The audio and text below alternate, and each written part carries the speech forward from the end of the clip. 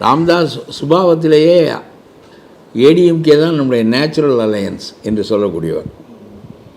போன தேர்தலில் ஒழுங்காக அதிமுகவோடு சேர்ந்து நாம் 3 இடங்களில் வென்றிருக்கலாம். அதிமுக 8 இடங்களில் வென்றிருக்கும்.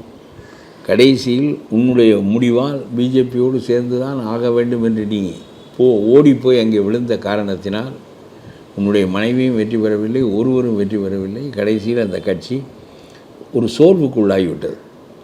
அதாவது திருமாவளவன் போன்றவர்களெல்லாம் 2 எம்பி வைத்திருக்கிற போது பாமக ஒரு 3-4 எம்பி வைத்து கொள்ள முடியவில்லை என்றால் அது பெரிய சோர்வை ஏற்படுத்தும்.